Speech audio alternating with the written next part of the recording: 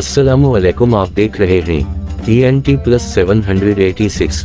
जिन्होंने हमारे चैनल को सब्सक्राइब नहीं किया वो सब्सक्राइब कर लें, और जिन्होंने मेरी वीडियो को लाइक नहीं किया और लाइक कर लें। चलें हम आज की वीडियो देखते हैं। किस्त नंबर 6, सुल्तान जलालुद्दीन मोहम्मद ख्वारिज़्म शाह मुनबकरनी शेख मोहम्मद हयात। दौलत ताहरी का क़याम 822 हमज़ा था 872 हमज़ा। मामून ताहिर की बेबहा खिदमत और खैर ख़ाहियों का बड़ा मद्दाह था, और मुमकिन था कि मसनद वज़ात भी उसी की तरवील में दे देता, मगर अपने भाई अमीन का कत्ल हमेशा उसके दिल में खटकता रहा, और जब भी ताहिर इसके सामने जाता तो उसे अपना मकतूल भाई याद आ जाता और इसके चेहरे का रंग मुतगीर हो जाता। ताहिर को भी किसी तरह खलीफा की अंदरूनी कैफियत का इल्म हो गया, इसलिए मुनासिब यही समझा कि दार अल खिलाफा से कहीं दूर चला जाए। चुनांचे वज़ीर आज़म अहमद बिन अबी खालिद से दरख्वास्त की कि इसे बगदाद से बाहर किसी सूबा की इमारत के लिए भेज दिया जाए। हुस्न इत्तिफाक से इन्हीं दिनों खरासान से खबर आई कि अबद रहमान नामी एक सरदार खारजी से लड़ने के लिए फौज जुमा कर रहा है।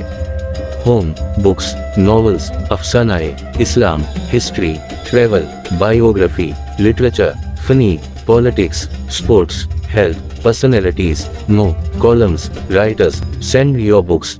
Home, books, history Urdu books, Sheikh Mohammad head books, सुल्तान जलालुद्दीन मोहम्मद हौज़ाम शाह।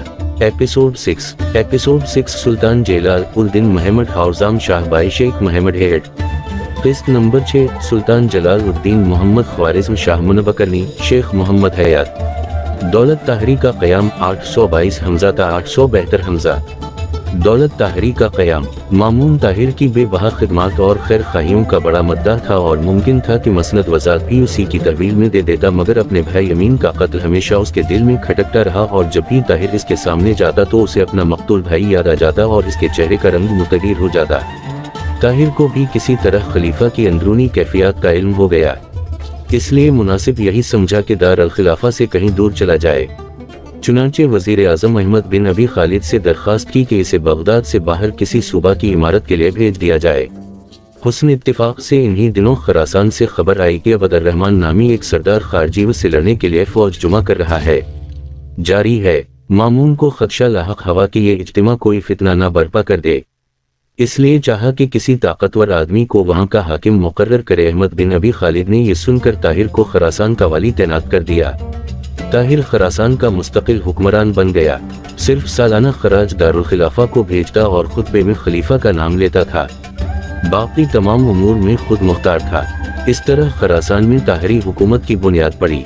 रिवायत है कि एक दफ़ा ताहिर ने खुतबे में खलीफा का नाम हज़फ कर दिया। मामून का जासूसी निज़ाम इतना मुकम्मल और मुनज़्ज़म था कि फ़ौरन बगदाद में इसकी इत्तला पहुँच गई।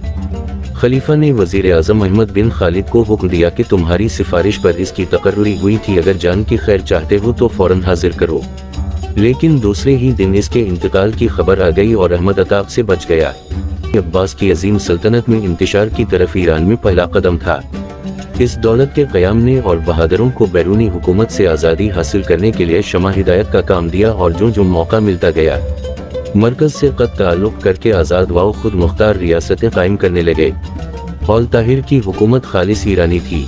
इसके अहद के हुक्मरानों ने फ़ारसी ज़बान व अदब की तरफ ख़ास तवज्जो दी, इसलिए बुखारा और नीशापुर इल्म व अदब के मरकज़ बन गए। इस अहद में पहली मरतबा शरा ने अपनी मुल्की ज़बान फ़ारसी में शेर कहने शुरू किए, और इस अहद का मशहूर शायर हंजुलाबाद गैसी फ़ारसी ज़बान का वो पहला शायर है जिसने अपना दीवान मुरतब किया। दौलत सफारिया 867 हमज़ा का 903 हमज़ा। खलीफा अल-मुतवक्किल के अहद में सिस्तान में सालेह बिन नसर एक शख्स था जो लोगों को दीनी दर्स दिया करते थे। इस दर्स में अक्सर नौजवान शरीक होते थे। सालेह ने नौजवानों की एक फौज भी मुनज़्ज़म की थी जिसने खौरज को शिकस्त दी, जो आए दिन सिस्तान में फितना बर्पा करते रहते थे। याकूब बिन लीस भी सालेह का मुरीद था। याकूब ज़ात का ठिठिरा था, लेकिन उसने पेशे को तर्क करके सालेह को फौजी जमात मुनज़्ज़म करने में मदद दी। चुनांचे इसे सिस्तान की इस फौज का जर्नैल बना दिया गया। सालेह की वफात के बाद अहल सिस्तान ने याकूब को ही अपना मीर मुंतखब कर लिया। याकूब के जब कदरे पाँव जमे तो उसने 867 हमज़ा में हिरात का रुख किया और इसे फतह कर लिया। फिर किरमान और फारिस के इलाके फतह करके एक वसी सल्तनत का हुक्मरान गया। इस तरह खानदान सफारिया की आज़ाद हुकूमत कायम करने में कामयाब हो गया। खानदान सफारिया की हुकूमत अगरचे कम मुद्दत के लिए कायम हुई, लेकिन ये खालिस ईरानी हुकूमत थी जो खलीफा की हुकूमत से बिल्कुल आज़ाद थी। اس لیے ایرانیوں کے دل میں اس کی بڑی قدر و منزلت تھی۔ یہ حکومت کچھ اس لیے بھی ایرانیوں کو عزیز تھی کہ یہ رستم کے وطن سیستان میں قائم ہوئی تھی۔ خاندان طاہری کا حکمران یعقوب کی ایلداروں کا منظر خاموشی سے دیکھتا رہا۔ اس کے اپنے علاقے بھی چھین لیے گئے، لیکن اس نے پھر بھی جنبش تک نہ کی۔ چنانچہ یعقوب نے خراسان پر حملہ کر کے طاہری عہد کا خاتمہ کر دیا۔ پھر تبرستان کی طرف بڑھ کر حسن بن زید کو شکست دے کر عہد الویہ کا بھی خاتمہ کر دیا۔ یعقوب اب تقریباً نصف ایران پر مسلط ہو چکا تھا۔ فتوحات کے نشے میں سرشار ہو کر اس نے 876 حمزہ میں یہ ارادہ کیا کہ خلیفہ سے بھی دو ہاتھ کر کے عربوں کا تسلط بھی ختم کر دے۔ چنانچہ سب سے پہلے اس نے خلیفہ معتمد سے صوبہ فارس کی حکومت مانگی۔ خلیفہ نے نہ صرف یہ کہ فارس کی حکومت اس کے سپرد کرنے سے انکار کیا، بلکہ خراسان کی حکومت بھی اس سے لے لی۔ یعقوب نے حالات بگڑتے دیکھے تو سیدھا بغداد کی طرف بڑھا۔ دارالخلافہ کے قریب خلیفہ کی فوج کے ساتھ مقابلہ ہوا، لیکن شکست کھائی اس پر بھی اس کے حوصلے پست نہ ہوئے اور واپس آ کر نیا لشکر فراہم کرنے میں مشغول ہو گیا۔ 879 حمزہ میں خلیفہ نے خیر سگالی کے لیے اپنا سفیر یعقوب کے پاس بھیجا۔ جب یہ سفیر پہنچا تو یعقوب اس وقت صاحب فراش تھا۔ اسے کھانا پیش کیا جا رہا تھا جس میں صرف ایک روٹی اور ایک پیاز تھا۔ اسی حالت میں یعقوب خلیفہ کے سفیر سے ملا اور خلیفہ کو کہ بھیجا کہ اگر میں زندہ رہا تو ہمارا فیصلہ تلوار کرے گی، اگر مجھے فتح ہوئی تو جس طرح میں چاہوں گا ویسا ہی ہوگا، اور اگر تمہیں فتح ہوئی تو میرے لیے یہ پیاز اور روٹی کا ٹکڑا تو ہے ہی۔ جو شخص اس قسم کی غذا پر مطمئن ہو سکتا ہے اس پر تم فتح نہیں پا سکتے۔ لیکن یعقوب کا زندگی نے ساتھ نہ دیا۔ جون ہی سفیر خلیفہ کے پاس پہنچا یعقوب چل بسا۔ یعقوب بن لیس دوست نوازی، سخاوت اور سادہ زندگی بسر کرنے میں اپنا ثانی نہ رکھتا تھا۔ انہیں صفات میں اس کی کامیابی کا راز تھا۔ اس کے پاس جو کچھ ہوتا تھا اپنے دوستوں کو کھلا پلا دیتا تھا، خود تکلیف اٹھا کر دوستوں کو راحت پہنچانے کا شوق رکھتا تھا، اس لیے اس کو اپنے جانثاروں کی جمعیت فراہم کرنے میں کوئی دقت پیش نہ آئی۔ اس نے اپنے لڑکپن کے دوستوں کو اپنی بادشاہت کے وقت مطلق فراموش نہیں کیا اور سب کو اعلیٰ مدارج پر پہنچایا۔ بادشاہت کی حالت میں بھی وہ ایک معمولی سپاہی کے لباس میں نظر آتا۔ معمولی سپاہیوں کی طرح زمین پر سونے اور خندق کھودنے سے اس کو عار نہ تھا۔ اس کے خیمے اور ایک معمولی سپاہی کے خیمے میں فرق نہ ہوتا تھا۔ اس کو عیاشی و بدچلنی سے سخت نفرت تھی۔ استقلال اور عظمی اس کے ہر ایک کام اور ہر ایک بات سے ٹپکتی تھی۔ آخرکار ایران کے بہت بڑے حصے کا مطلق اعلاناً فرمان روا بن گیا تھا اور بغداد کا دربار خلافت اس کے استحصال پر قادر نہ ہو سکا۔ یعقوب بن لیس کی وفات کے بعد اس کا بھائی امرو بن لیس تخت پر بیٹھا اور اس نے اپنی حدود سلطنت کو اور بھی وسیع کیا۔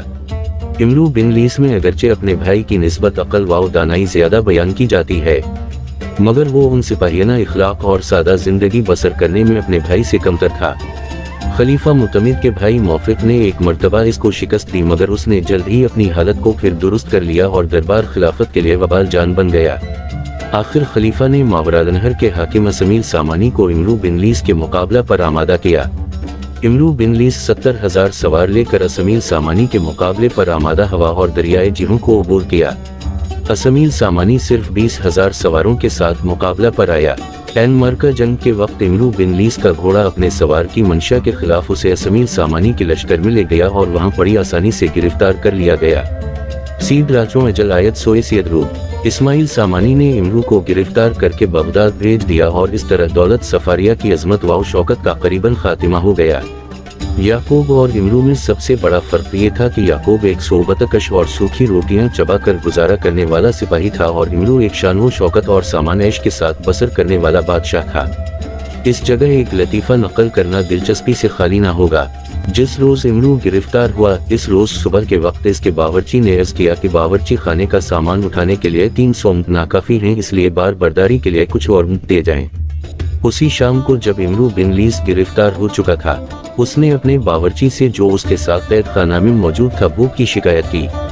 باورچی نے ہانڈی میں تھوڑا سا دلی اور پانی ڈال کر پکنے کے لیے چولہے پر رکھ دیا، کیونکہ اس کے سوا اور کوئی چیز موجود نہ تھی۔ باورچی نے جب ہانڈی چولہے سے اتار کر رکھی اور کسی ضرورت سے دوسری طرف متوجہ ہوا کہ اتنے میں ایک کتا آیا اور ہانڈی کو اٹھا کر چل دیا۔ امرو نے جب کتے کو ہانڈی لے جاتے ہوئے دیکھا تو اپنے باورچی کو آواز دے کر کہا کہ صبح تو شکایت کر رہا تھا کہ باورچی خانہ کا سامان اٹھا کر لے چلنے کے لیے 300 اونٹ ناکافی ہیں، اب دیکھ لے یہ ایک کتا میرا سارا باورچی خانہ اٹھائے ہوئے لے جا رہا ہے۔ امرو بن لیس کے بعد اس کی اولاد نے چند سال تک علاقہ سیستان کے محدود رقبہ میں اپنی برائے نام حکومت قائم رکھی۔ یعقوب بن لیس کا نواسا جس کا نام خلف تھا، محمود غزنوی کے زمانہ تک سیستان میں برسر حکومت رہا۔ خلف کے بیٹے نے باپ کے خلاف علم بغاوت بلند کیا۔ خلف نے خود کو بیٹے کے مقابلے میں کمزور دیکھ کر اس کو دھوکے سے قتل کر دیا۔ باشندگان سیستان نے سلطان محمود غزنوی کی خدمت میں خلف کے خلاف شکایت کی عرضیاں بھیجیں اور لکھا کہ آپ ہم کو خلف کے مظالم سے نجات دلایا ہے۔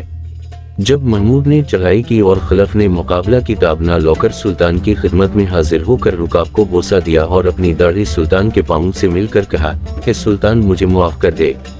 محمود کو خلف کی زبان سے سلطان کا لفظ پسند آیا اور اپنا لقب قرار دیا۔ خلف کو سزا دینے کی بجائے اپنے ہمراہ غزنی لے گیا جہاں 4 سال بعد فوت ہوا اور اس کے بعد دولت صفاریہ کا خاتم ہو گیا۔ عہد صفاری میں فارسی علم و ادب کو عہد طاہری کے مقابلے میں زیادہ ترقی ہوئی۔ اس کی ایک وجہ یہ بھی ہے کہ عہد صفاریہ کا بانی یعقوب سیستان میں پیدا ہوا، جو ایرانی داستانوں کا مرکز سمجھا جاتا تھا۔ یعقوب عربی زبان سے نابلد تھا، اس لیے شاعروں نے عربی زبان کی بجائے فارسی زبان میں اس کے قصائد کہنے شروع کیے۔ چنانچہ اس عہد کے شاعروں اور ادیبوں نے فارسی زبان کی طرف توجہ کی۔ اپنی اور اپنی فیملی کا خیال رکھیے گا، پھر ملیں گے، اللہ حافظ۔